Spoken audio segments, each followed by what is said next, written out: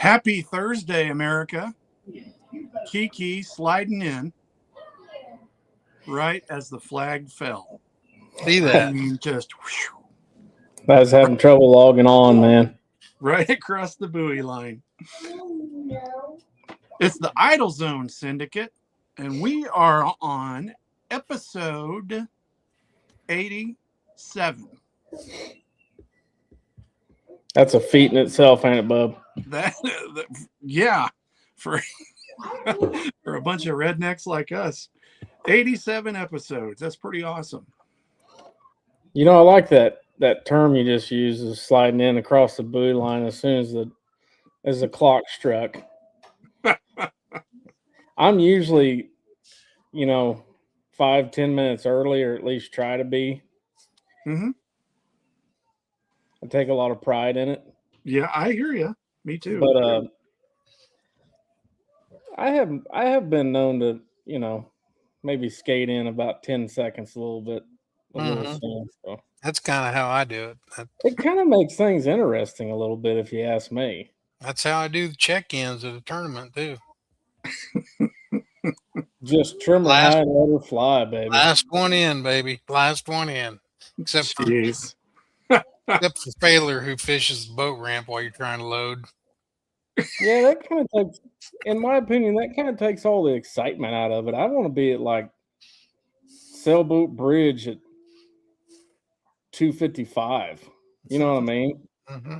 Yep. Just get after it. Absolutely. Can you tell I'm ready to be in a boat? Yes. Yeah. Absolutely. I may not be able to spend a whole lot of time on here this evening. My kids still need baths, and I think my wife still needs a little. Just let them. That's what Saturday night's for. Yeah. And as you can tell, I got a little different background. I'm playing Mr. Mom tonight, but fill up the old tub and tell them to get in. Yeah, I would have just probably shut my mic off, and if Well, we're fishing, boys. We are, and it's exciting times. They for the people that don't like FFS, they are fishing. Yes. We're still waiting on NPFL for their first event of the year, but we've already had an MLF event. Mm-hmm. And our guest tonight, I was waiting to see if one of you were going to jump in with stats. Oh, no. No, I thought you had that. I mean, so I was talking to Mercer today, texting back and forth, and I said, Mercer, we need to get you on. We need to get you on the show, bring some of your followers, because we're only 485,982 behind you. Well, everybody's got a goal sometimes. We're not that professional to have stats and stuff. But everybody's go ahead. Got to have a goal. Go ahead. This young man, our guest tonight, recently did a little something at Gunnersville. I'm not going to be suspenseful anymore. Let's just bring him on and he can tell us about it. Drew Gill, everybody. Yes. There he is. Hey, Drew. What's going on, guys? How are you? We're good. I don't know if you know what you got into. Yeah, well, we're gonna ride it as we go. Hopefully, honestly, the thing that I don't know what I got into is maybe this Airbnb's Wi-Fi. Hopefully, the connection stays established and that I look and sound okay. Because as you guys know, this is kind of the nature of the beast with this deal, and it's pretty much tournament to tournament, Airbnb to VRBO to hotel. So we're rocking with what we got right now. Well, you look and sound marvelous right now. Perfect. Yes. Yes. Huh? What? Nice. Does he not look and sound marvelous? Marvelous. A distinguished young man. Yes. Marvelous is I tell you what, that's about the best thing I've heard all week. So I really appreciate that. There you go. You look marvelous. He doesn't even know who that is, does he? Probably not, and I No. doubt that Kiki does either. We're old. Neither one of them know what we're referencing. Who is that? Billy Maybe Crystal? That was Crystal. Billy Crystal on Saturday Night Live. Yes. Mm-hmm. maybe one of these days, Drew. I'm at this point. I'm just enjoying my young adulthood. To be honest with you, I hear you. I hear you. making guys jealous. Apparently, Mm-hmm. Drew. Mhm. Man, I don't even know where to start with Drew Gill. I was reading your bio, and I guess I didn't realize that you really didn't get into tournament fishing until college.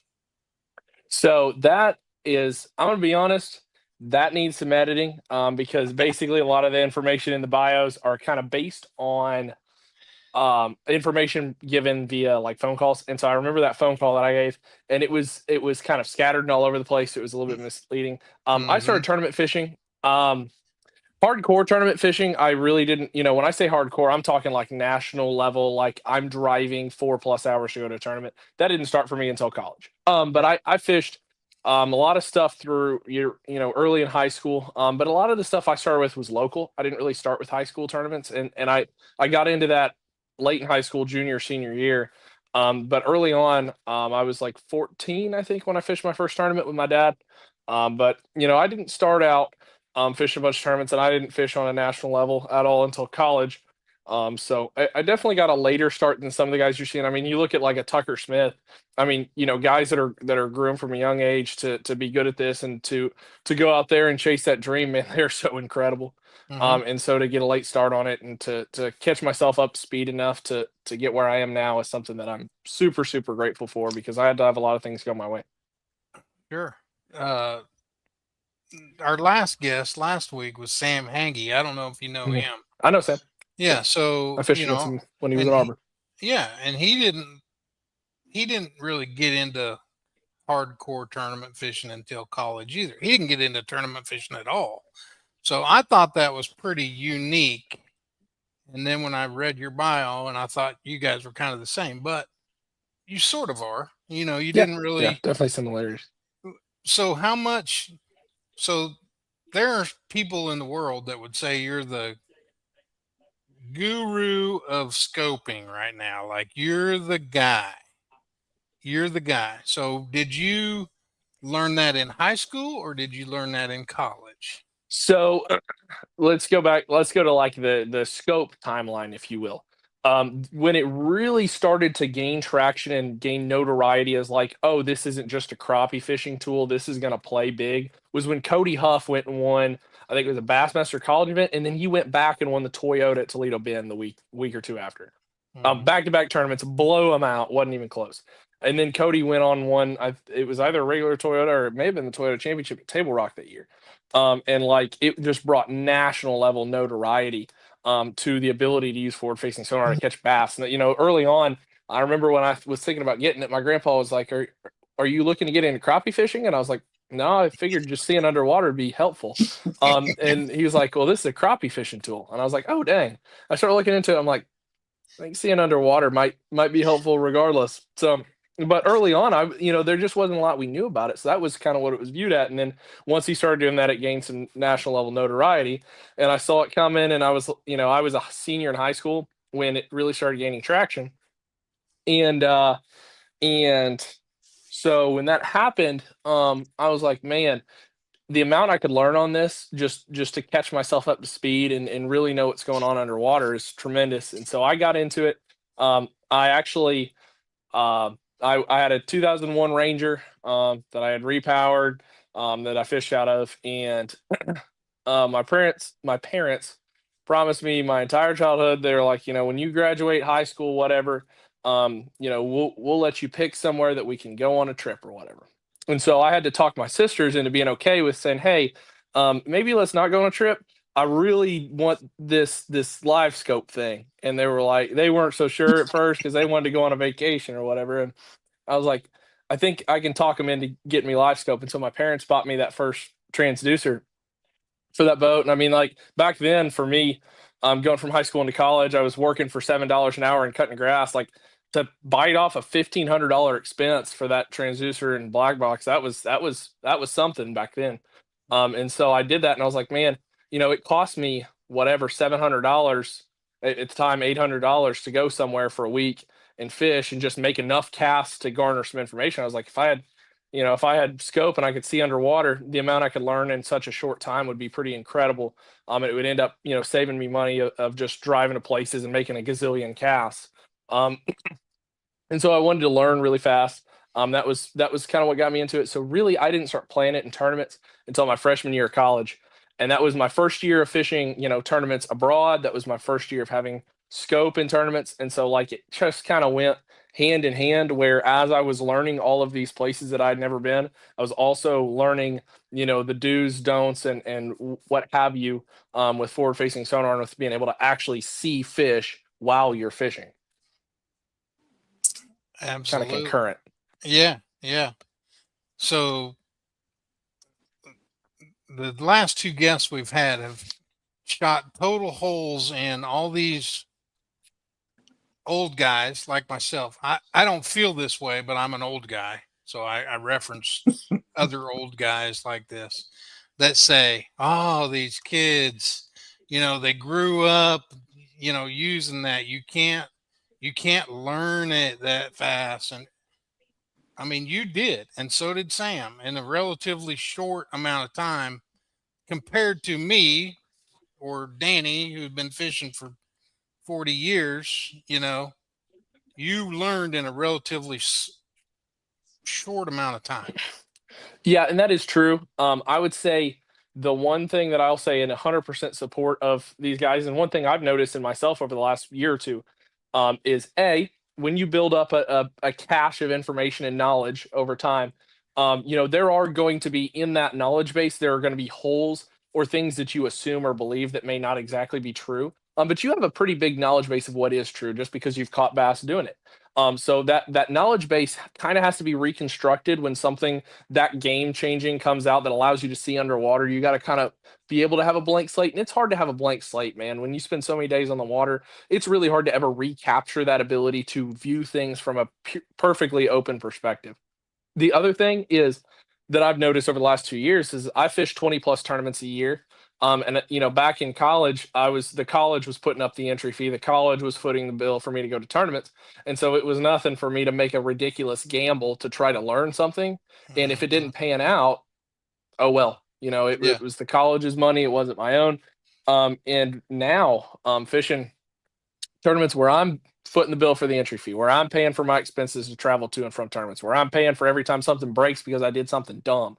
Like all of those things, I'm footing the bill for all that, which means that when it comes crunch time, when it comes time to lock in and try to make a check to essentially make sure we pay the bills, you fall on what you know.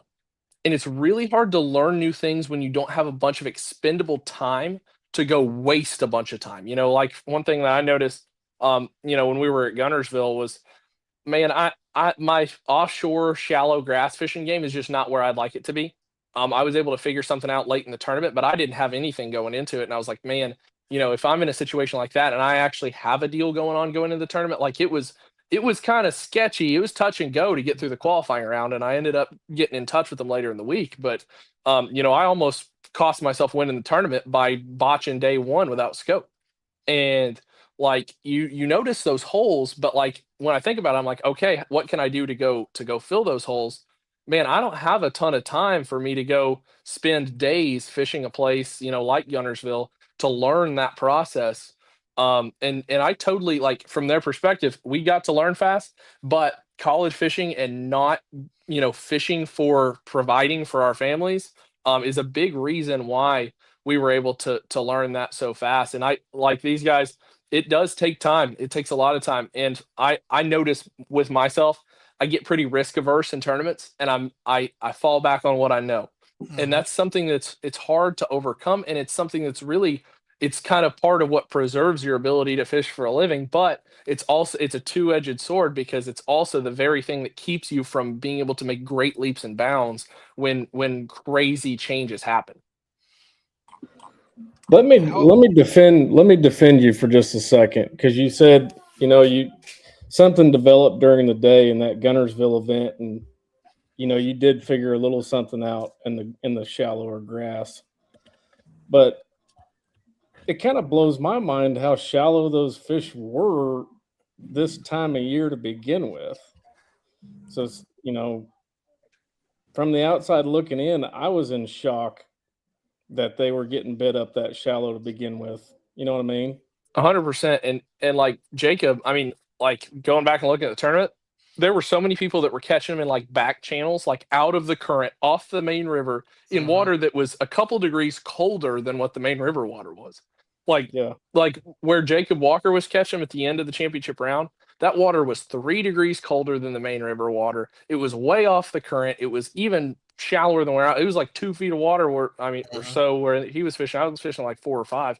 Like, all the factors would suggest to you that by the book, that's just not the deal. And he figured that out and landed on something really incredible. And like, man, that was a super weird deal. And that's something that only grass can produce, because if you don't have vegetation, that kind of thing doesn't happen. It's But like it's grass non-existent. fishing just totally violently, you take a fishery, any fishery, for example, any reservoir, and you put a bunch of trees and wood in it. You put a bunch of rocks in it. You put a bunch of docks in it. It changes how the lake fishes in some ways, but it doesn't change where the bass live in the lake. They still live in the same areas. They just use whatever's around. Vegetation totally changes where fish live in a lake. Totally changes it. And that's something that's been really, really the hardest learning curve for me in bass fishing has been getting adjusted to shallow vegetation, because sometimes crazy things just happen. And there's a lot of times where it's kind of hard to predict. Do you think, like in that tournament, do you think those fish are there all the time? Like don't go far, or was that just a crazy anomaly that happened that weekend? When you say all the time, you talking about all day Like, long, or like no, over like a period of days? like over a period of time, are they just living there and maybe only move less than we think they do? Man, the only thing that I could think of on the so back channel fish. The logic with back channel fish is they're still on the main river, they're still in that main basin, so their water clarity is very similar to what the main river is. Generally, the type of cover that's available is very similar, so it's not a cover thing, it's not a water clarity thing.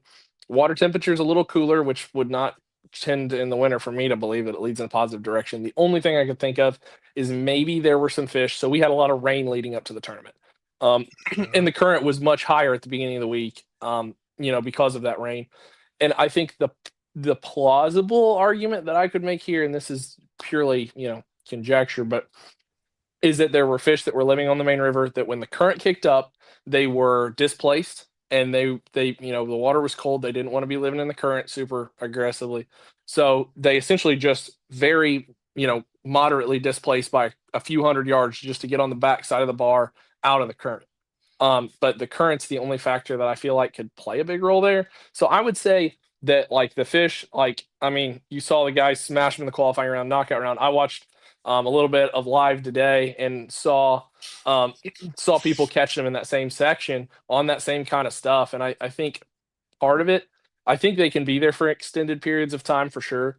But I think part of it was that increased current pushing them off that main river, because with main river fish, when the current kicks up, you're going to have one of two things. You're going to have fish that get on places that are very predictable, the points, the current breaks. And so fish will stack up onto those obvious places, but there's only so many that can live there. And I think the ones that don't have something to live behind, because there's however many piled up on the nose of a point or a clump of grass or whatever, I think once they run out of vacancy, I think a lot of them just kind of hop over to the nearest place that doesn't have current, that still has the cover and water clarity they want. So I think that's why that happened. But again, that's purely hypothetical, because it took me multiple days to get dialed on something that I was comfortable with that week.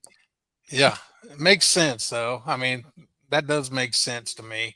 And you almost kind of have to have fished Gunnersville. I know Kyle has to know what you're talking about. Those back channel grass flat areas. But that I've fished it. It does make sense to me. In your scoping, Go ahead, Kyle. I was just gonna say I was super proud today watching an Elite Series angler fish around them all red islands out there. I was like, come on. Yeah. Somebody said today on the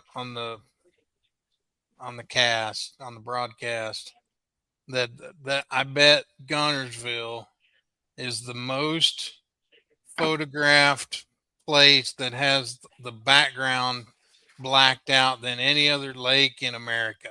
You think that's true? I mean, even me from Southeast Kansas, I was like, that's South Saudi Creek. That's Town Creek. That over there, Yeah. I was just there for 5 or 6 days. So Yeah. So on this, That's for sure. So on the scope game, what do you see what do you think that guys? What's one tip you can give somebody like myself that's trying to learn that maybe guys make it difficult on themselves by not doing? So I Or think doing. the thing that you make it most difficult on yourself with scope when you're trying to get comfortable with it and get really proficient at using it is not jumping the gun. And for example, you look at the screen of, let's say, like a bank shaw, and a lot of times they're going to have that screen run out to 100 feet. You know, I know Jake Lawrence, the big believer in this, run it out at 100 feet, run it super far, to where you can take in a lot of information at once. But the issue with that is, I think when you're learning, is that there's too much to look at, and your eyes can't really comprehend it all. Meaning it's about comprehension at first, and then it's about efficiency. But at first, you really need to make sure that your basic understanding is actually accurate, which, in my opinion, only comes from detail, which only comes from keeping your screen tight. It's amazing what things you don't notice when you have it zoomed way out. So bringing it in tight where you can see and really pick apart those details, I think, is important. So not early on, not running it past 70 feet, I think, is really critical when you're learning and trying to get comfortable, because you don't know what you don't know. And if you run it out super far, there's some details that just get overlooked. Interesting. And that makes sense too, because you've heard, oh, set it on 100, that's the common, thing. And that's what I've got mine set on. And I'm trying to learn. So I could have been doing that wrong. I'm going to try 70 now, Hey, or it's less, always worth a shot. or less. Try to make it good. I'm a bank beater though. So I'm also using it mainly to find brush Yep. piles and things like that. Yep. And when you're talking bank scope, I mean, there's times where actively in a tournament, this one at the Harris chain this week for the pro circuit might be one of them, where I run my scope in as tight as 55 feet out. I mean, I'll pull it in tight at times, because it's, around the bank, it's all about target separation. It's all about recognizing that fish around cover and around kind of a nasty environment. A lot of times you got trash fish associated with it, and you need detail. And running it in tight's one of the best ways to do that. So around the bank, I definitely pull it in tight a lot. And on the down, you put it where? I'm going to keep it at roughly just under a third, about 30% of what the forward is. I'll adjust a lot. Basically, the important thing is once you have your image where you like it, make sure if you put the forward out, you put the down even further down, and you just keep making sure to adjust those in sync, to keep your image proportioned. Keeping those proportions is important. Interesting. And what is your favorite setup? You probably have several different ones, but say this time of year in colder water, like we're here around Grand Lake. Yep. So what would your setup be here? Probably Setup meaning rod, reel, rod, reel. line. Okay. So So like a minnow. yeah, for a minnow. Okay. For a minnow, I'm talking, if I'm fishing, let's use Grand Lake as an example. So Grand in the winter is going to be generally more off color than most of your fisheries in the winter time. It's got some stain in it in a lot of places. It'll get clean on the bottom end, but it's got some stain in a lot of places. Most of the fish live on flatter areas, and a lot of times they really like to relate to cover. So when I'm thinking about cover, flat areas, sometimes stained water, One thing that's always going to come of that generally is an above average size bite. Your average size fish on Grand in the winter is really, really good. I've fished some Toyotas there in very cold water around 40 degrees, and you may not catch 5, but I had a tournament there where I caught 41 pounds over 3 days. And I finished 11th actually, 41 pounds over 3 days in 10 fish. Average a 4-pound average, but only had a limit 1 day. So when you're talking about a place like that, it's really about execution, and it's about being able to move those fish, especially above average size fish. So in a situation like that, I like a 7-1 medium light. It's still lighter because with a minnow, you're kind of bound a little bit by the bait in terms of what rod you can use. And I kind of use the line, as we go on here, I kind of use the line to determine the line and the jig head to determine how I can move those fish, because the rod still needs to be soft and limber enough that you can get that bait to roll the way it needs to. So I use like a 7-1 medium light K2, Phoenix K2. And then I'm using Johnny Morris Carbon Light Tech spinning reel, the 200 size. I really like that compact size for making target casts. It's still quick, but it has a shallow spool. I don't need to be launching it, forever away, so it helps save me a little bit of line. Super smooth drag, whatever. And then I'm using on the braid to leader, I'm using like 18 to 22 pound braid.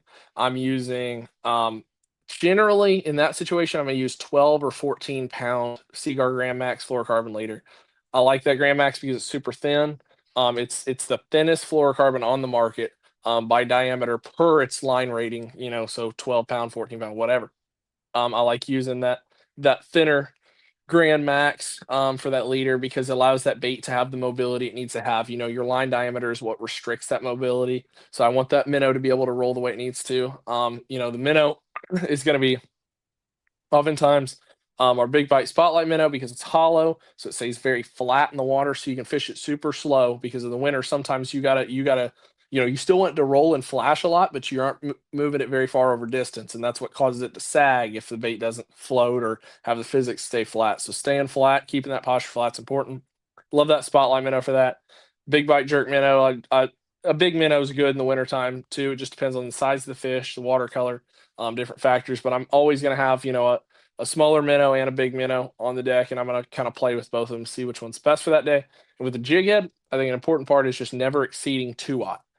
Meaning I'm using, and 2/0's different for every brand, but I'm using a hook that doesn't overpower the bait, because if you spine the bait too hard, the bait doesn't roll as quick as it needs to. You have to, the bigger the hook, the slower your shake tempo has to be. And sometimes I want to shake it really fast without moving it far over distance. So 2/0 or smaller on the hook. I'm starting at 3/16 with the weight, and I'll go up or down from there. But that's kind of my minnow end to end situation. And man, that minnow is so powerful because it is so dang versatile. It's one of those things you just pretty much no time of year is excluded. Pretty much no specific scenarios excluded. The only way to figure out what you need to do with it is to pick it up, start throwing it, and make adjustments. For me personally, my minnow usage is at its very heaviest from like Thanksgiving to March, basically. It's a winter thing for me mostly. A lot of guys throw it in the summer. They'll throw it in the early fall. As soon as it gets warm enough to throw a worm, that's kind of my thing. I really like throwing that Nico and drop shot and stuff like that because it takes so much the guesswork out of my hands, and I can't jack. A worm allows you to fish it in such a manner where you can't impart human error on the bait that costs you bites. So I like how dummy proof a worm is. When it gets warm, I pick it up, but the wintertime minnow gets a lot of play for me, and that's kind of how I approach it. How old are you? 23. 23. Sound like you're 53 with all your knowledge. I'll tell you what, John, I've made enough casts with a minnow by now. I feel like I've made 53 years worth of casts with it. I like how dummy proof a worm is too. Yeah, me too. Yeah. That's the greatest power of the worm, is that it doesn't look like anything they eat, so they don't judge it like things that they know. And so you can do it however you want, and they're just waiting for you to give them the chance to bite it. They're waiting for you to do what they want right one time. With a minnow, sometimes you got to do the right thing a few times and work them up to biting it. With a worm, as soon as you do what they want you to do, they bite. I love it. Do you use the same the same way of thinking when you put on the fuzzy creature or the fuzzy dice? It Same doesn't way of look like thinking. anything they're used to eating, so maybe that's why they bite it so well. Yeah, that's 100% it. It's a curiosity deal, and I think in terms of like, let's talk about spinning rod techniques that have been super powerful and kind of taken over. You've got your whole worm and Nico drop shot, shaky head category. Ned was kind of in that category when it was coming on really strong. Then you got your minnow category. You got your rolling minnows, and you got your big minnows, little minnows. You got minnows with bills. You got minnows with fins. You got minnows with split tail, single tail, whatever. You got those categories, and the fuzzy baits is kind of like a third category of like very mainstream spinning rod techniques that are going to be very popular. I think the fuzzy bait is going to be the most limited of the three, in my opinion, because the thing I've learned throwing the fuzzy bait is they don't hold on to it at all, and they don't come back for a second bite very often. A lot of times they bite it, they'll spit it pretty much immediately if you don't hook them, and they don't come back, which tells me they're biting it out of curiosity. And as soon as they realize something's not right about it, they're done with it. And so they will, again, rule of thumb kind of thing. They'll come back sometimes. Occasionally you'll get them interested again. Sometimes they'll hold on to it. But most of the time, like, it's one of the greatest practice baits ever because you can throw it out there, shake it over one. When he comes up and bites it, he's going to immediately spit it out. And if you don't try to hook him, you're probably not going to. So with the fuzzy baits, it's all curiosity, in my opinion. I don't think any part of it is, oh, that looks like XYZ, so I want to eat it. I think it's all that looks like it might be alive, so maybe it has calories that'll help me survive. They come up, they get a taste, they don't like what they feel, and they spit it. Because when we were at Grand for the Toyota Championship, to run that one back, I tied the winning weight, finished second via tiebreaker in the Toyota Series Championship. I was wasn't throwing going it. to bring that up. Yeah, But- that was a bummer, but I was happy for Roger. Roger's Yeah. a good dude, good Yep. people. But throwing that fuzzy bait, I got 43 bites on the second day of the tournament. I only hooked 27 of them. I missed 16 of 43. That is not an acceptable hookup ratio. Mm-mm. And because so often they'll come up, they'll ease up on it, and they'll finally bite it. And the moment they close their mouth around it and they feel it just feels wrong, they'll spit it out, and you don't get good hookups with them. The bait doesn't compress well, so your hook never has that much of a gap, and it's kind of sketchy. So I'm trying to throw it a lot. I'm trying to learn more about it. The one thing that I'll give it a compliment in is it doesn't seem like it really has a box right now. Like, it's so new that it doesn't matter the water clarity, the temperature, the species. Fish will give it the time of day and they'll bite it. But whether it's the right move or not it's not always the right move, but it's so new that fish will still give it the time of day regardless. So I'm trying to learn it, but it's the thing that scares me is they don't want to bite it again, and I don't know how long you can proceed with a pattern or a deal that's starting to get popular when the first time they see it, after the first time they see it, they're done. Mhm. That scares me. So Yeah. I'm this is kind of a make hay while the sun is shining situation with the fuzzy baits, I think. Do I think they'll be around? Yes. But do I think they will become very ineffective on popular fisheries after a little bit of time? I think so. Interesting.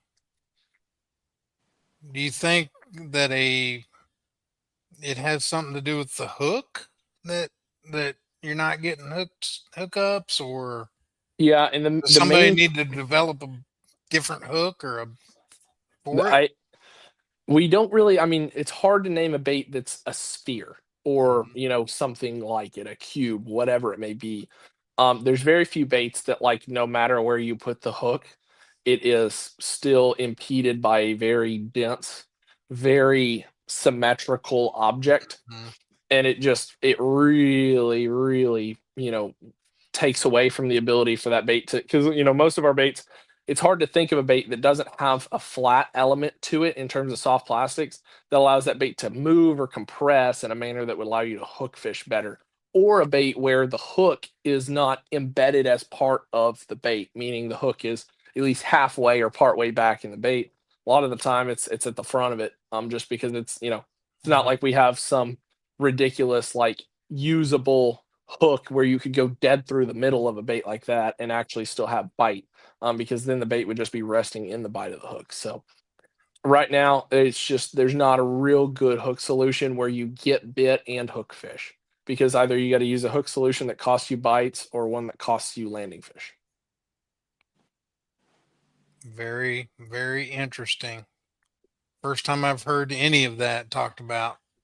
You know, I think that's what makes Drew Gill different from a lot of anglers is the very cerebral thinker. Like, I mean, you think way more than I think when I'm fishing. I mean, I'm just fishing. I mean, it's obvious.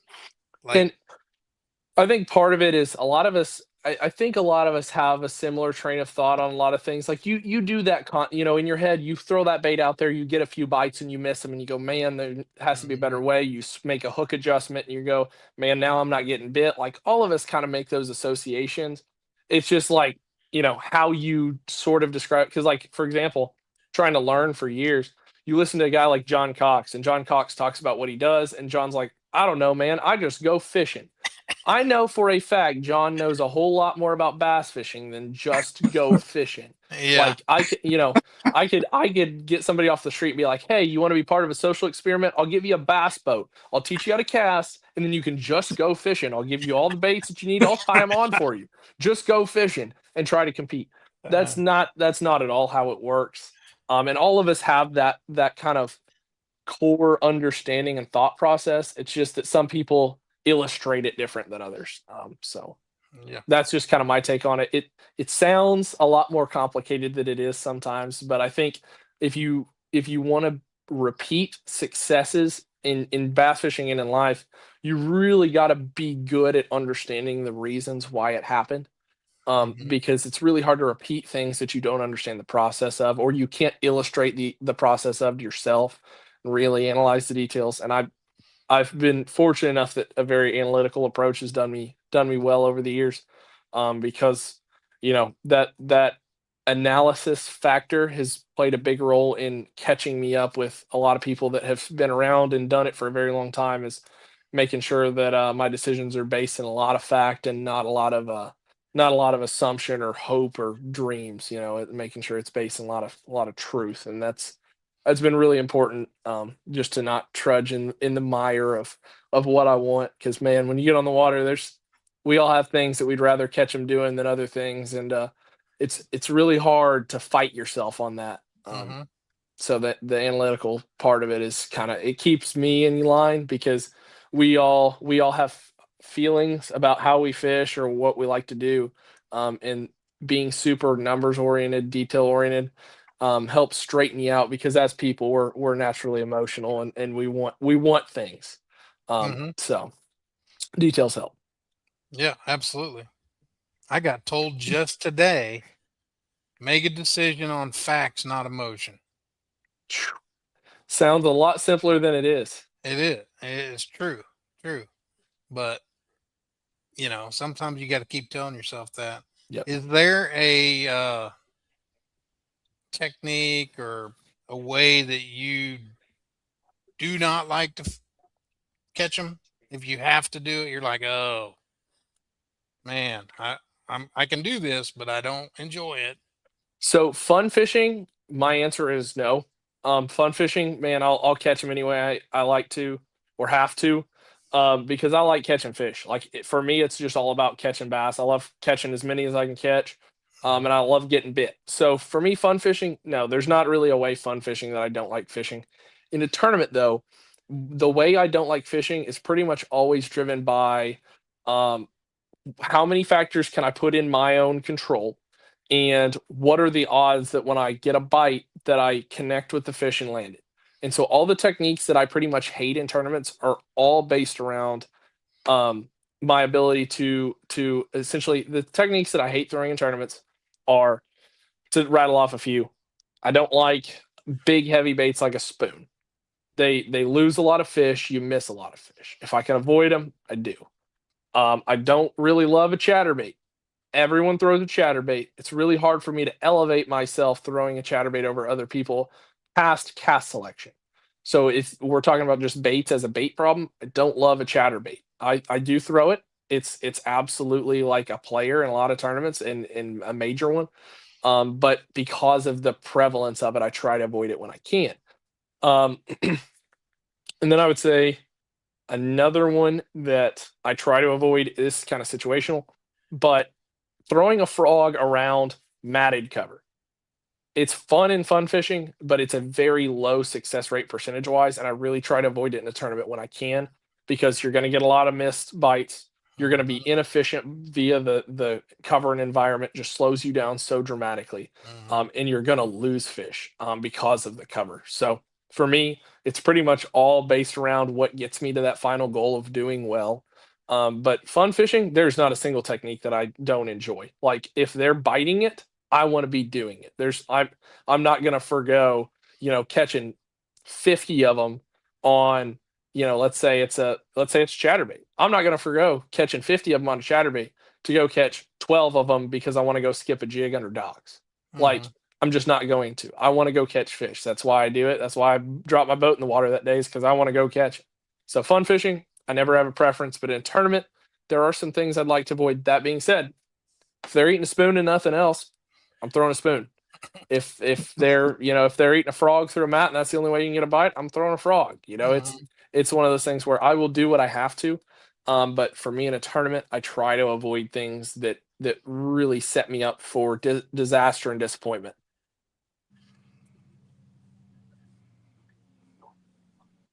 Kind of the answer that I expected out of Drew Gill. But if you were not a professional angler, you couldn't be a professional angler. All these anglers, all the professional anglers say they want to do nothing but this is what they're born for. This is what they're going to do. But if you could not do it, what would you be doing? So my degree pursuit in college was business marketing. I thought, at the time I had asked around and I was like, what's a good way for me to have a chance to get into the industry? I love bass fishing. I love being a part of it. And man, one of the things that I think makes the bass fishing industry so special, and I mean, I'm sure this is true about a lot of others, but in bass fishing, I tell you what, man, there's a few stinkers out there, but I've met a lot of really cool people, a lot of people I really enjoy being around. And that whole atmosphere and environment, aside from when we ruin it on Facebook, is really, really enjoyable. And so I just wanted to be part of the industry. So, man, for me, I would have loved to have been part of, helping promote and talk up tackle. Like I love talking tackle. I love everything about the design process. I've gotten to be a part of some of it with GSM, and like I love everything about tackle and studying little intricacies with baits and trying to generate bites from largemouth, smallmouth, spotted bass. So for me, I would have loved to have been part of the industry, just on the business side of things. That's really was my one focus going into college, is like find a way to get to make bass fishing or some component of it a major part of my work life. So that's what I wanted to do for sure. So if Ray Scott hadn't have lived and there was no bass industry, I'm going deeper. Like, Okay. whoa, So deeper. there is no bass industry. Would you be a rock star? Would you be like a rocket scientist? Like I kind of picture Drew Gill as being like a rocket scientist. I'm going to be honest. One thing that really intrigues me, that has a lot of variables, a lot of factors at play, that I think is super interesting, and I'm objectively not very good at it, but I really enjoy trying to be good at it. Is cooking. Like I could have gotten hardcore into like culinary stuff There and we like go. and like learning about food, because there's so many factors. You've got the temperature of the environment you're cooking in, you got the humidity level, you got time, you got the chemical interactions between certain ingredients, when you add them, when you don't, how you combine ingredients together. Like cooking and baking is super interesting. So I could have gotten pretty hardcore into culinary stuff. That being said, I never really got into it. So like it's just something I know that would have interested me. But I dabble every once in a while, and I'll get online and I'll look up recipes, and I'll get on AI and get AI to explain to me why this matters and why this doesn't matter. Because sometimes there'll be I'm like, what's the difference between a sprinkle and a dash? Where's the measurement? Like, Yeah. and that's super intriguing to me. So I think that's it's not a big dramatic cool answer per se. But like I enjoy cooking. I think it's very interesting. And I doing something culinary would have been really cool. That's Very awesome. cool. That's a great answer. That's awesome. And so you've got just a few minutes. We got just a few more minutes with you because you're a busy man. Got another podcast or something to get on to. Where can the guys follow you from this? Yeah. Drew Gill Fishing on everything. That's Instagram, that's Facebook, that's YouTube, that's everywhere. Everywhere you can find me at Drew Gill Fishing. Absolutely. If you ever have any questions or any thoughts, feel free to DM me, comment, whatever. I love talking bass fishing, so I have absolutely no problem doing that whatsoever. But yeah, if you want to keep up with me on the tournament scene, off, whatever, that's where you can find me. I've been sharing your links. I meant, what show are you going to? And they can follow you. Okay. So if they want to follow me to the next place I'll be, I'm going on with Bass After Dark and Ken Duke and the fine folks over there to talk about talk about team tournaments. Yeah, Cool. absolutely. I wanted to, before you get off, I sent you a picture that my pastor and his family, they are eat up with fishing, but they love Drew Gill. So if you could, just real quick, first say hi to Parker and Noah and Casey, the mom, because she's probably the one that wants to hear it the most. Say hi to them. And then real quick, what is your faith? How's your faith helped you through just getting into this industry, and how, where does it help you out? Yeah. So first things first, hi to Parker, Noah, Casey, all you guys. I love hearing those things because, like, to me, it's just bass fishing. I'm just me. Like, I'm just going out and catching a fish. But to get to for what I really enjoy and what I love to do to matter to other people too is super cool to me, and I think that's far more intriguing and means more to me than just catching bass does. I mean, like, people are what matters, and so hearing that from you guys is really meaningful, and I thank you for that. And you said real quick, this is not really hard to do really quick. This is not a real quick, but I think it's really important in anything in life that I would call performance based, to put things in a frame of reference that is something that is where you still care about what you're doing, but it doesn't define you. And that's a hard balance to find. And my faith specifically, I chose when I was about 12 years of age, that I wanted to believe, repent, and follow Jesus Christ in everything that I did, and that's been a major part of every walk of life up until now, and with bass fishing, it is no different. I mean, bass fishing it's tournament fishing. It's a competitive space. It's somewhere I care about how I do when I get on the water. I still get butterflies and jitters in the morning when I go to a tournament because I want to do well. I want to perform. But understanding that isn't necessarily what defines me in life, and that I can give glory to God through the moments of success and the moments of triumph. But those moments of success and triumph, they are not, a given, and they are never guaranteed to ever happen again. And so, understanding that, those the grass withers and the flower fades, and that's the same with bass fishing. I think that's something that's really important to understand, is that you build yourself up all this time because you want to go out and you want to be the best, you want to win, and you go out and you do it, and you wake up the next morning and you realize, I'm still here.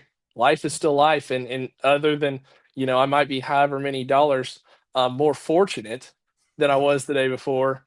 You're still the same person, and the void that you feel in your life is never going to be filled by, money, or anything else. It's going to be filled by, the love that you have for God, and the the pursuit that you have competitively, because as soon as you achieve that goal or that achievement, that accomplishment, it's not ever going to fill an absence of joy that you have.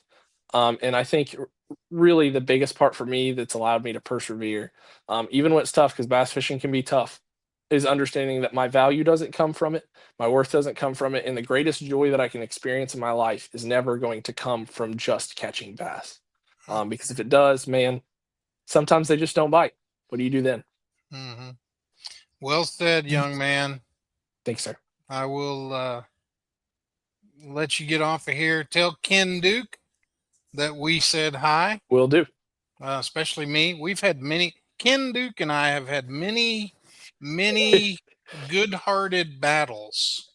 I would imagine. When he came, he used to come out with the, at the classic, at the odds of winning the classic, and I ran the Bass Nation, so his odds were always, the Bass Nation guys were 100 to 1 or whatever, and man, we would go round and round and round about that. But anyway, Yeah. good luck. We'll be Thanks, following you. We appreciate you coming on. Love to have you on again sometime. Absolutely. Maybe after your next win, because I sure hope so. That is pretty common for this show, by the way, that guys that are on this show win.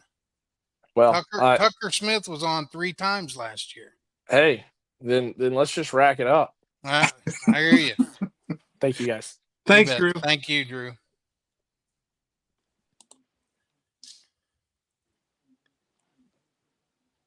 Holy cow.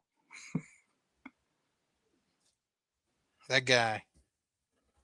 He's I thought that Easton was like this. Oh yeah, no. That's what I was talking about. Focus. Good night. We had him on for basically 45 minutes. And he went deep into several things that I didn't even think, that I've never thought of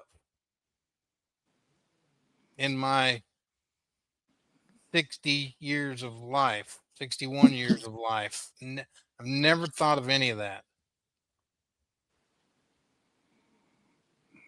He's an amazing dude. And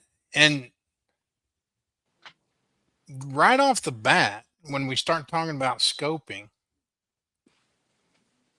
he starts defending people that are dogging scopers and why the old guys think how they do. Mm-hmm. He was defending that, where most guys get defensive. Like, he could understand why the old guys think how they do. He gets it. And it didn't bother him that they think that. And he probably has more people, throwing shade on his scoping than, him, Tucker, Easton. Those guys get all the shade thrown on them. Pretty amazing. Pretty amazing young man. I don't know if Parker and Noah and Casey and Jonathan were watching, but I knew that we were going to record it. So I wanted him to say hi to them, and that'll make their day, I think. But Kyle must be giving bath. He's having connection issues too.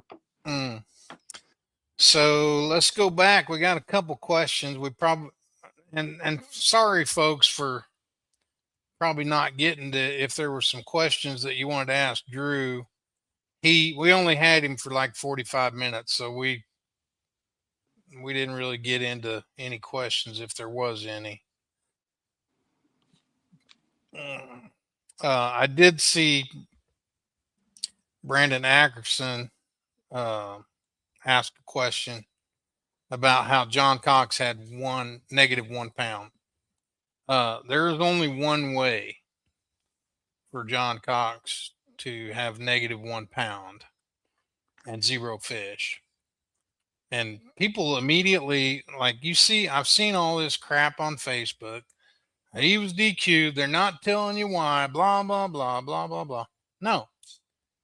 He brought in 1 short fish. That's the only possible way to have a negative weight.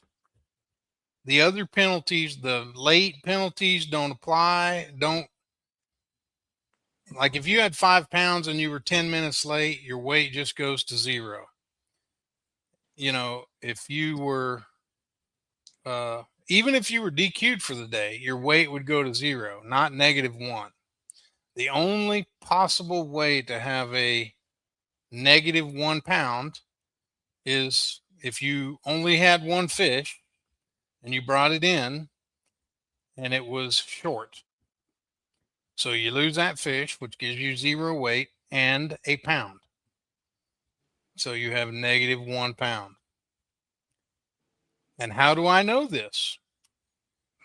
Because Judy Wong, like when the WBT was around, which was my, I don't know, 4th or 5th year at Bass, we were at Dardanelle, and Judy Wong brought in 3 short bass day 1. So she went into day 2 with -3 pounds.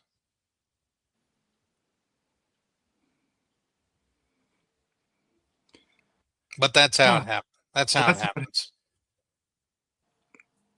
For those wondering, Brandon was wondering, that's how it happens.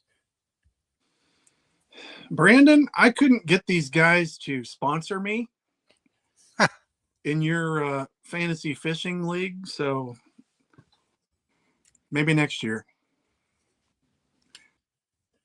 They want to beat up on me themselves, I guess.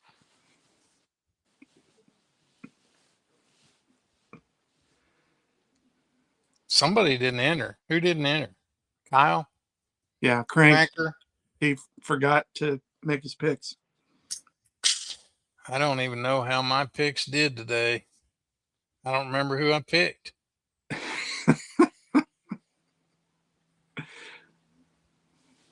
Let's just see.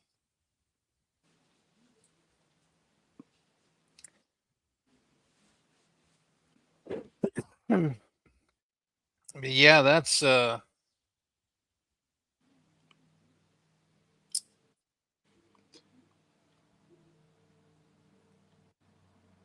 whacked them pretty good. They weren't. I don't know. Were you watching you said you were watching all day. I was trying to watch all day. When you're watching, my Bass Track wasn't updating unless I refreshed. Was yours doing that? Well, yeah. Because Were you watching on? I mean, were you watching? I was watching on Bassmaster.com on my computer. Oh, I was watching on TV.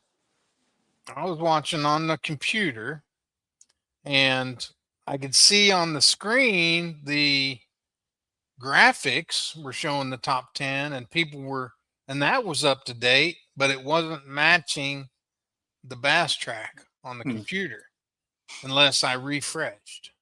But then every time I refreshed to refresh the Bass Track, my video would refresh and go through all the commercials. So I don't know if that's a problem they had today, but I know they had some technical problems, because that's when I was talking to Mercer. They went to halftime, and on the live, they said, let's go to halftime. And there was no Mercer and there was no Kyle. And they showed highlights for like 5 minutes. And then all of a sudden they popped up and they were talking. And I texted Mercer and I said, if you covered anything important in the last 5 minutes, you might want to repeat it because you weren't on. He said, yeah, we're having some technical difficulties. Kiki, is the connection any better for you? From what I'm been a part of. We've been in live for an hour. I think I've maybe gotten a total of 15 minutes of watch time out of this. So, Oh, you're good. Did you see what they did though today? They had an additional 4 anglers. They had the cameras, the JM cameras in the boats that you were watching on live. But they also had, if you scrolled down, if you were watching on the computer, you could scroll down and there was 4 other anglers that had live stationary cameras like GoPros in their boats that you could watch them all day. They didn't have commentary. Yeah. It was Kyle Patrick, and it was there was 4 of them. Zaldane, and they're gonna have. I'm being told they're gonna have like 5 more the next show, so maybe 10 besides the ones that are. That's pretty cool. Mm-hmm. That you can, if you want to watch, you want to watch Randy Howell or Gerald Swindle, and of course, they have to do it. I think they have to have a camera that'll do it, or a channel that'll do it, because I think it's running through their channel, through Bassmaster, through their channel is the way I think they're doing it. Because it was a big deal, because Bass had told them they couldn't run live on their cameras anymore.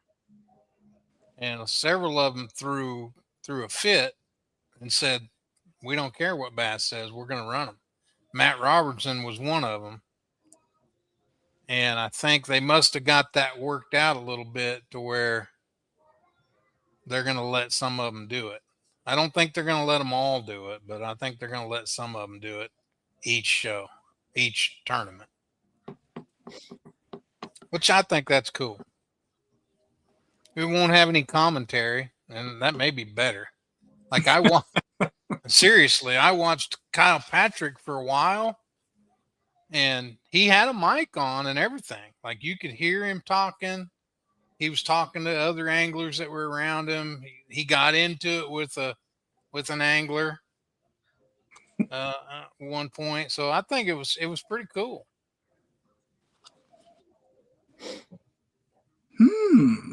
That could be entertaining. Yeah, absolutely. Absolutely.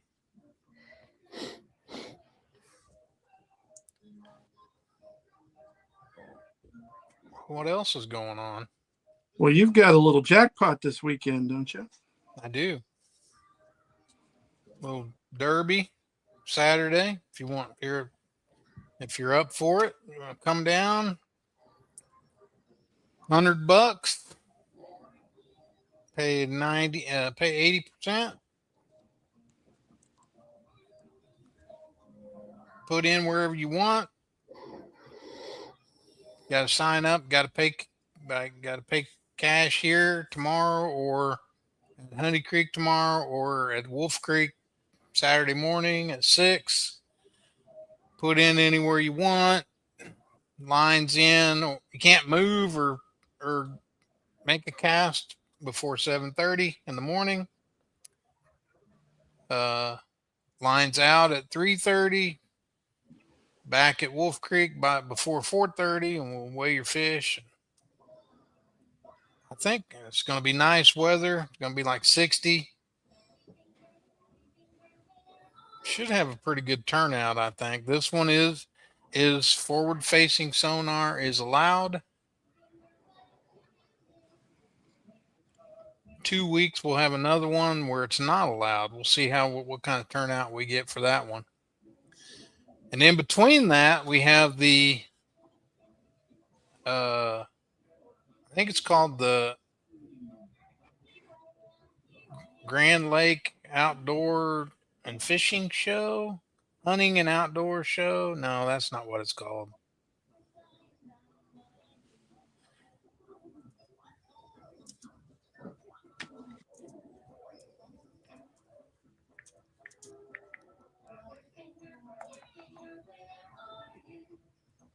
What are you listening to there, Kyle? Whatever my 4-year-old wants at this point. Sounds like Blippy. It sounds like peaceful and quietness. America. Oklahoma, About the to put me to Oklahoma sleep. Tackle Hunting and Boating. Oklahoma Tackle Hunting and Boat Show in the brand new Wolf Creek Park Expo Center is next weekend. Starts Thursday, I believe. And I've heard they have a pretty good vendor list, or going to be a bunch of. I know Kojak's got a booth, and he's going to have a bunch of discount tackle, and Eric Nichols from the Lake Lodge at Paris Landing, he does the tackle circuit in the wintertime, and he'll have a booth here selling discount tackle. And I think there'll be some boats in there, and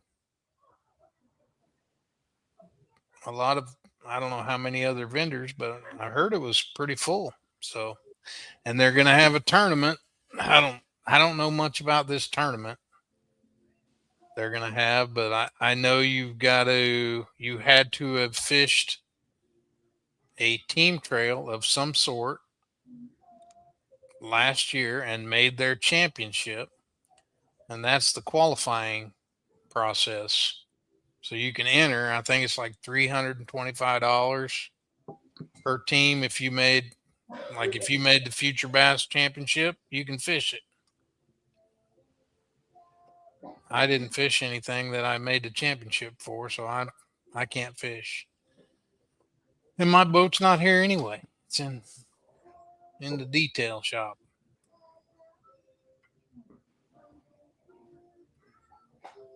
I wish, well, for several reasons, I wish we could have kept Drew for a little longer, but wanted to get his take on the latest and greatest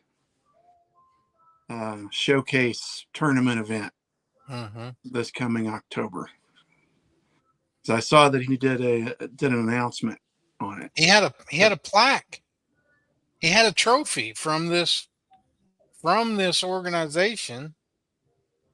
I don't know if they give it to him just because he was the very first one to qualify, or if they're going to give it to every one of these guys that wins an elite or a MLF, because that's how you can get in by being in the top 25 or winning an event in the MLF, BPT, or elite. So there's going to be some crossover there. But I don't know if they're going to give a little trophy to every single one of them guys that wins. Like whoever wins this weekend, are they going to get one? I would guess they probably are. They gave one to Drew. Maybe they gave it to him because he's the very first one, but I would think they would want to give one to the BP tier, that at least the first BP tier and the first bass guy. But I wouldn't be surprised if they're going to give them one to every one of the winners. As much money as they're spending, what's another $20 plaque? Yeah. No doubt. Because they are spending some money. This dude has a $12 million budget for this event, one event. Jeez. That's way more than we spent on the classic. Way more.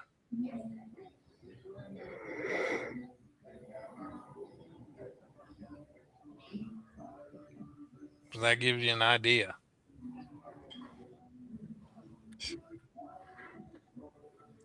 I don't know if I guess if the guy's got billions, he could sustain it. What I like about this is he's footing the bill. It's not like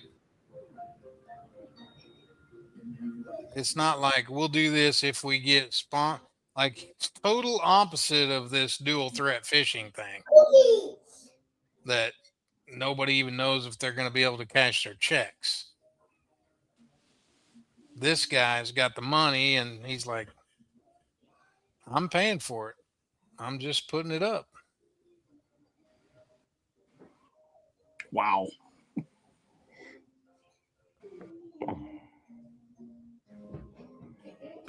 So, Two of them. I mean, 2 showcase events. Because you have the Ultimate Angler too. yep. So is there going to be 3 next year? I don't know.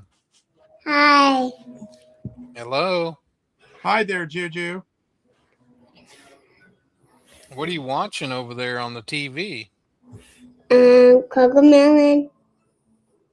What? Cocomelon. Coco Melon? I don't know what that is. I don't either. It's Cocomelon. Okay. Coco Melon. Is that like a watermelon cross between a watermelon and a Cocoa Puff? It definitely looks like a. Well, What's go it ahead look and answer that one.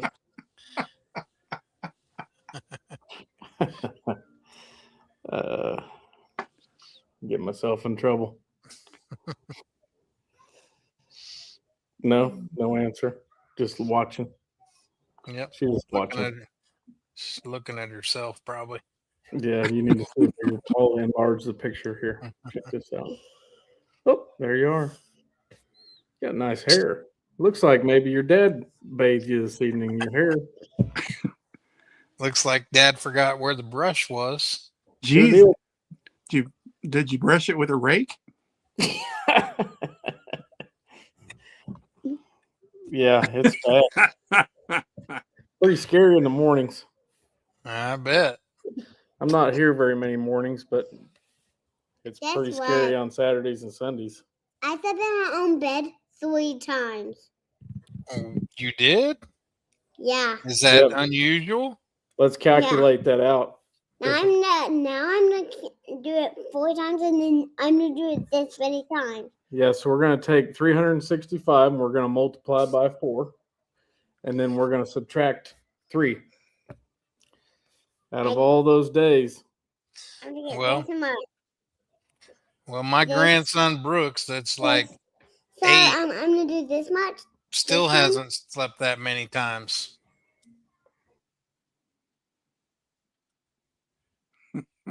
Uh-oh. We froze. They froze. Excuse me. Oh, there you are. There you're So back. I'm gonna do on this one.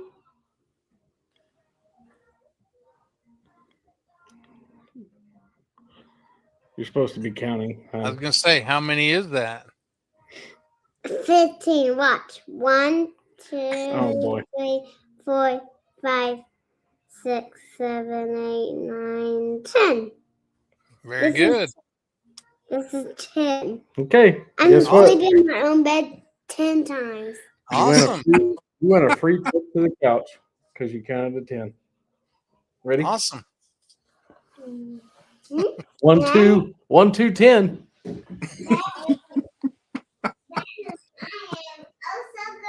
Ah. Okay.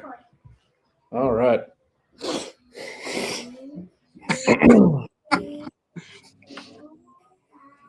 Hey, enjoy it. Oh, Yeah. we are. Dad, I counted to 10. Okay. You get to go back. Oh, you get to come back. Yeah, I get to go back and forth. And the games I get begin. to go back and forth because I counted to 10. Counting to 10. Watching a movie. Going to here. Back and forth, back and forth, back and forth. You know the sounds of me. Back Time and for, forth, I think back it's and time for forth. melatonin, guys. Done. Mhm. Kiss me again.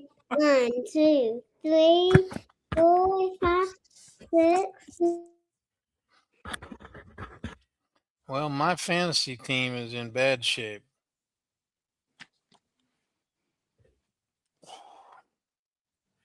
And I thought I had a pretty good team picked. I really did.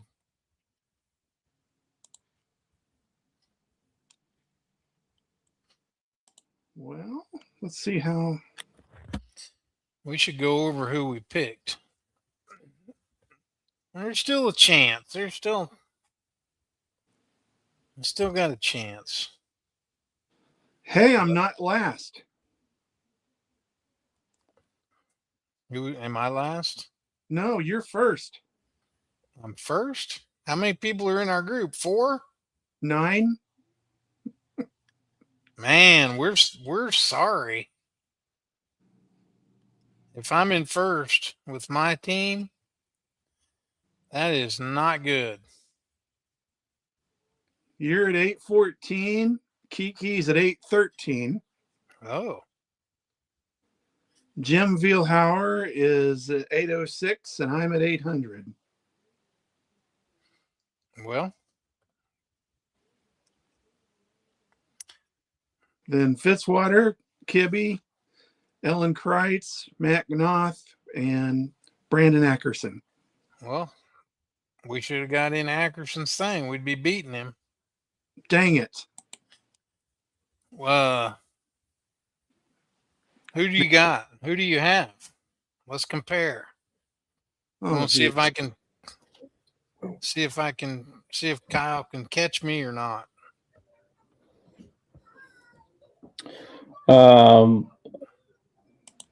Bucket A is killing me. Who you got? Billy Lowen. Well, I got Tucker Smith.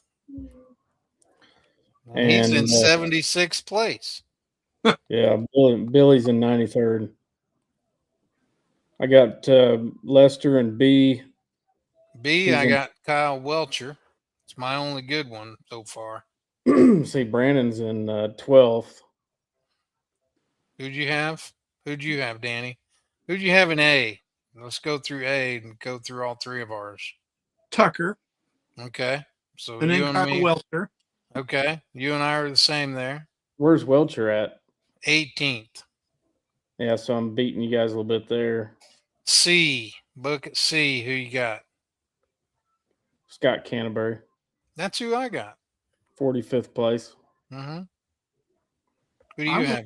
I went dark horse. I went Loberg. What place is he in? 82nd. Okay. Yeah, he's hurting Danny pretty bad. Bucket D. I took Sam. How's he doing? 98th. Okay. I took Randy Howell. He's in 90th. He's already won a classic there. I don't know that he can win an elite there.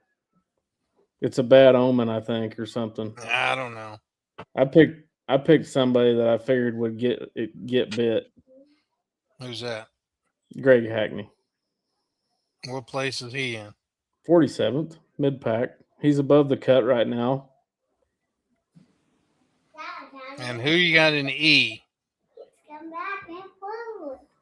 The one and only Mike Iaconelli. I'm going to pick him every time this year. I got What Hartman. place is he in? 85th. Hartman? Didn't he? What's he in? 14th. Yeah. We talked about that.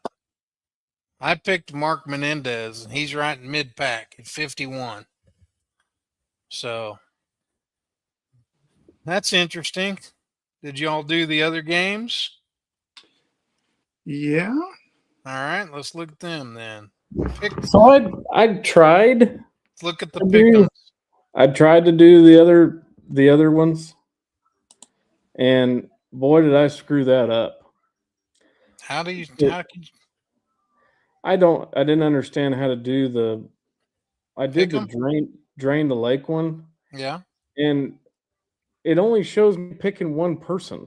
And I thought you were only supposed to pick one. And apparently I was reading and you're supposed to pick 8. Yeah, you picked 8. And So those 8 in Drain the Lake, you can catch up though. You can catch up. in Drain the Lake, you pick 8, but the strategy is you want to pick somebody that you think might win, because that's going to be your best points, and then you pick others that are going to do okay, but you want to save. You got to, like, you don't want to pick somebody that you think will do good at St. Lawrence for Gunnersville, because once you burn them, they're burnt. Yeah. You can't pick them again. I really screwed that up bad. The Drain the Lake thing. Well, let's go And to then the Pick'em pick one. 'em. I forgot all about the Pick'em one, and I didn't even do any of them. We talked about it even Yeah. because we argued about Hartman and Koopfall. I know, and I remember that argument, and I still screwed it up. Who you got, Danny? Chris Johnson. I picked Trey McKinney, so I probably blew it there. Danny Barrett is winning so far. Yeah. I picked Randy Howell over Swindle. So did I. I picked Easton over Fisher. That's a mistake. I picked Fisher. Good job. I picked Canterbury over Stephen Kennedy. I picked Kennedy. Does this show our group on Pick'em standings? No. Where do you see the, like, I guess not till the end, till it's over? Maybe. Maybe so.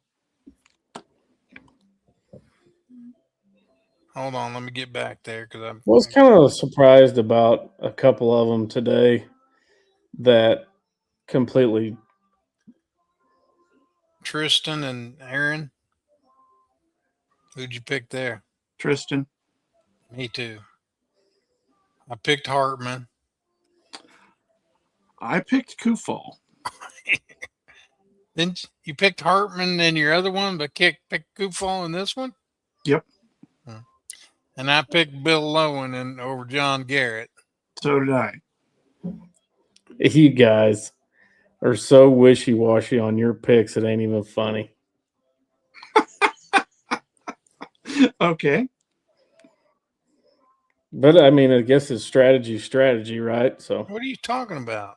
you just wishy-washy on your picks. That's it. What do you mean wishy-washy? Why are we wishy-washy? Oh, it does show the Drain the Lake. Give me an example. Why am I wishy-washy? Well, Dubs for one picked 1 and 1, and he picked Fartman in the fantasy fishing, and he picked the other dude in the other. Yeah, but I didn't do that. So let's not say guys. Let's say Danny. All right, let's go to Drain the Lake. I've got one pick for Drain the Lake. One. Well, how you doing? Are you winning or? It looks like I'm not. It looks like I'm not doing too terrible bad. I got 180 points. I got 1,339 points. Oh. Oh, you got me by 20. Let's see who you. John or me? John. He's first. I'm second. Let me look at my roster here. Well, what's your rank if you have 1,000 points or better? 5,434. Hmm. I don't know how many people are playing, but I'm in the top 71 percentile. I'm still trying to find where I am, the group the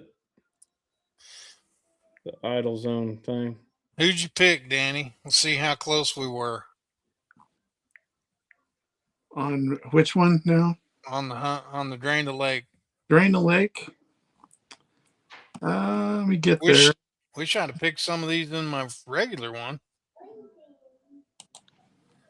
No, not really. Only 2 of them did well. 3 of them. Okay. Keith Combs, Jamie Hartman, Scott Canterbury, Buddy Gross, Justin Atkins, Cooper Gallant, David Gaston, Austin Cranford. We didn't pick any of the same. I picked Randy Howe. Not wishy-washy. Picked him all 3 games.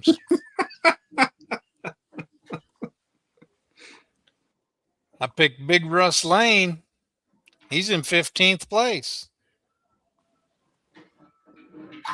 Gerald Swindle.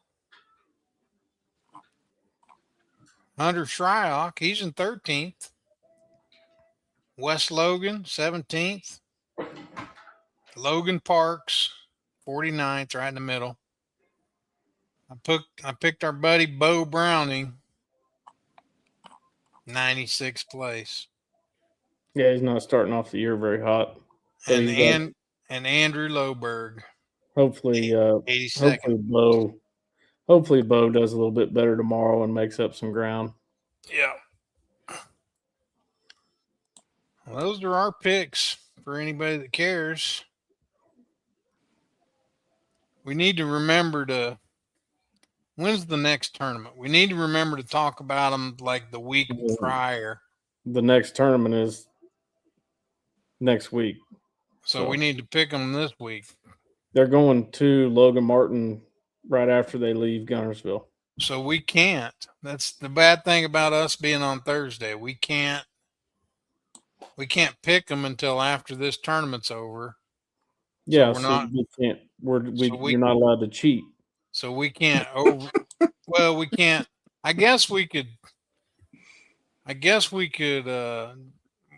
remind everybody on Wednesday on the Facebook page to make sure you pick your teams so nobody screws up and forgets like I did last year at the very end.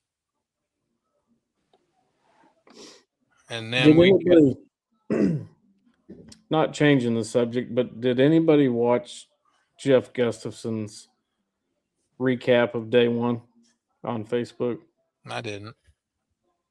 Take a wild stab at what he's catching them on. You know, the Smeltinator. That dude is absolutely dialed in with that thing.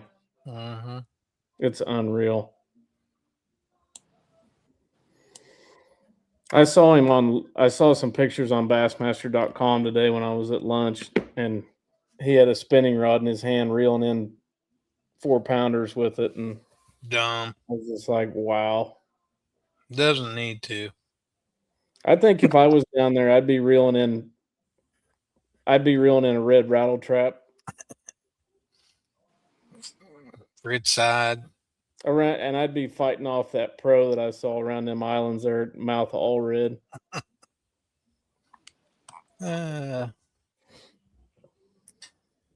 Let's see.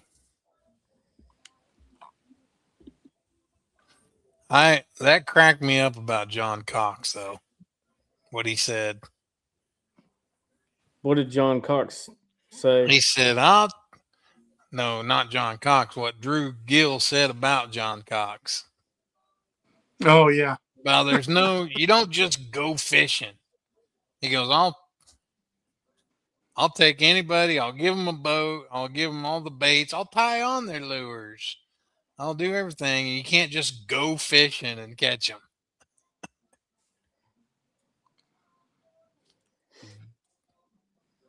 Supposedly he does. No, he definitely doesn't. But I wanted to ask Drew if he used a micrometer to measure the barbs on his hooks. Man, he said some stuff that I just haven't heard from anybody ever. Well, like that's the first time I've ever heard the fuzzy bait thing is not the deal. And that's basically what he was saying. He said it catches them now.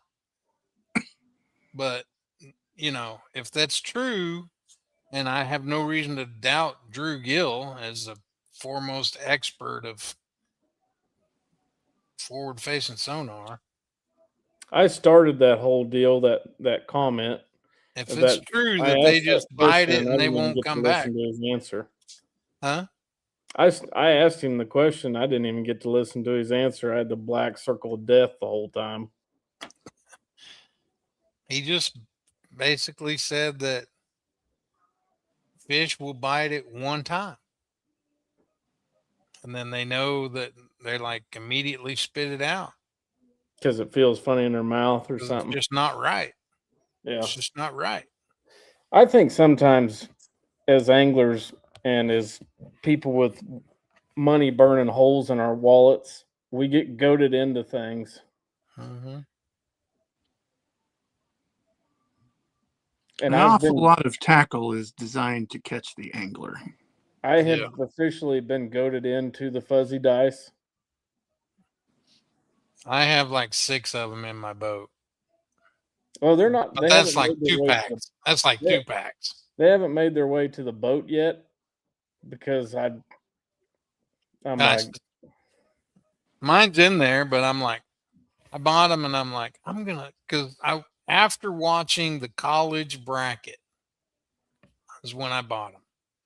Because I watched the college bracket, that kid that won the Bassmaster College bracket, and he was throwing the fuzzy dice like a tube, basically, like up around lay down.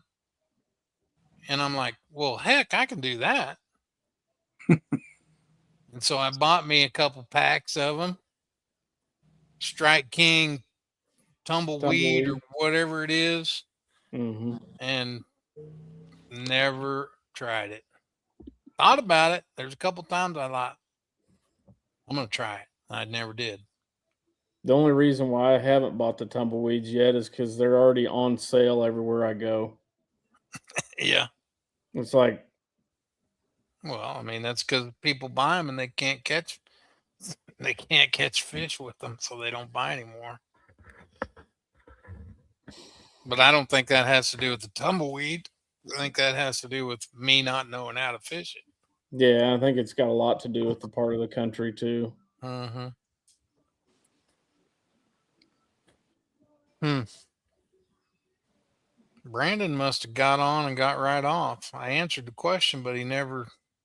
The one thing that I did hear Drew say about the fuzziness that I actually took as a decent productive comment, and it's been something that I've been trying to find a lure that I can get fish to show themselves when they're tucked behind something or they're hiding in a brush pile.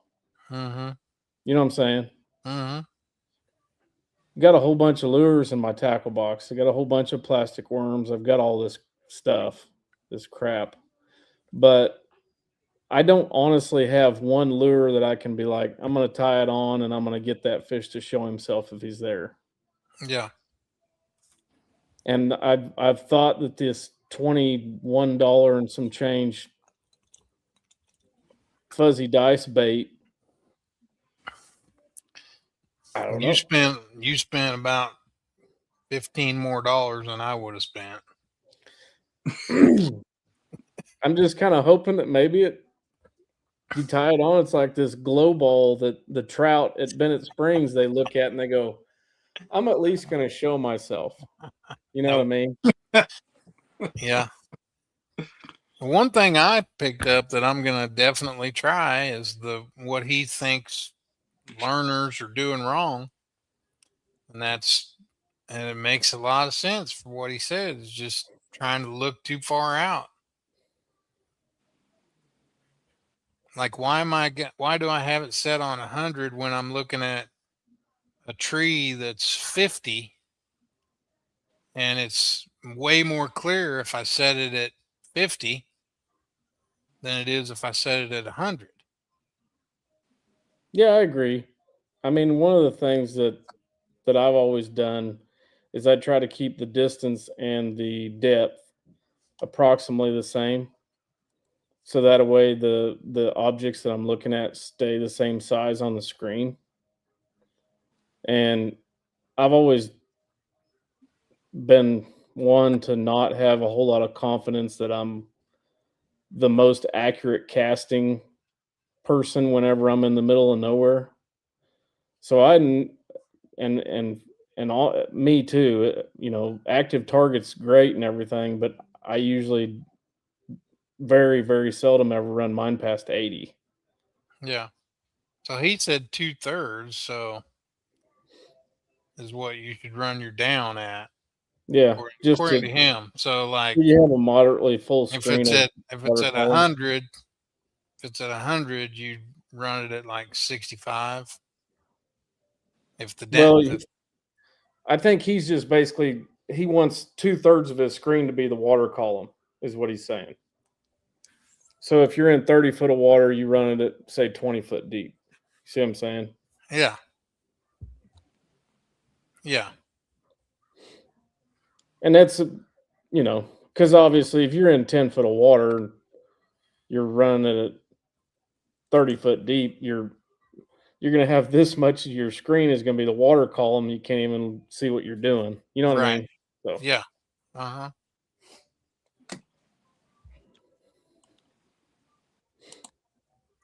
where I learned a little bit on how to use the active target or forward facing fishing shallow was watching Kyle Welcher fish the Pasquotank River.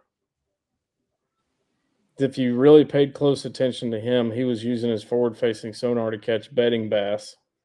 And he wasn't using scout mode to do it. He was using forward mode to do it quite a bit. Mhm. And he wasn't fishing deep. He was only fishing 10 foot and less.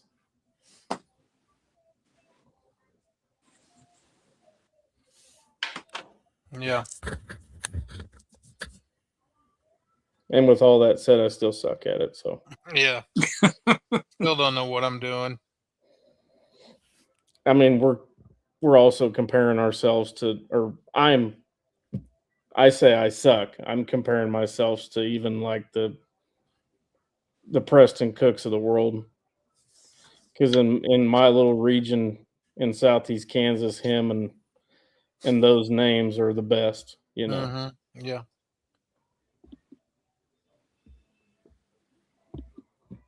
Well, fellas, I wouldn't mind keeping it a fairly short night. I wouldn't mind getting out of my work clothes. Get out of your work clothes. Well, wait till we turn the camera off. Who we got next week? Oh, Jacob Wall. oh yeah. Jacob Wall, he got second or third in the Ultimate Angler. Finished second. Second. Tucker. And did well at the last BPT. I think he was up there. Jacob Wall's another interesting. He's got a pretty interesting story. Who's everybody's Super Bowl picks? Who cares? Dallas. Dallas. All I know, I'll tell you what I do know. The Chiefs aren't winning. No, that wasn't the question because they're not in the Super Bowl. I'm just telling you. That's what I do know. Neither Denver's not winning either. AFC or NFC? NFC. I hope the AFC because I can't stand Seattle. And I really can't stand the Patriots either, but I can't stand Seattle a little bit more. I agree. Danny's got relatives up in that area, so he's probably rooting for the Seattle. I don't know if I want to share that story. What's the how many yards is Sam Darnold going to have, Danny? Passing. No idea. Like I'm going to watch it. Yeah, who cares? Like, I'm going to a Super Bowl party, and you know what their theme of the they had one of those Facebook invites. Come to the Super Bowl party. You know what the background, the two teams were?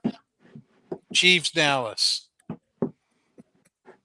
They're like, come to the Super Bowl party, Chiefs, Dallas.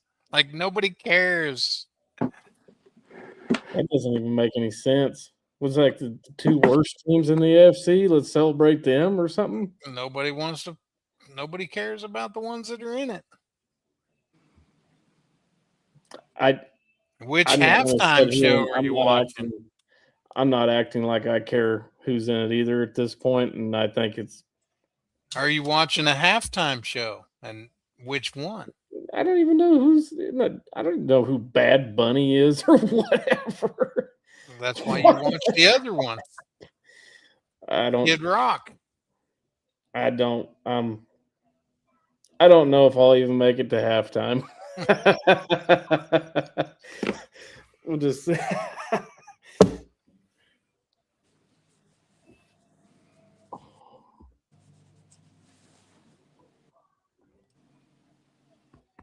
Yeah. Peace and chicken grease. We're out I of here. agree.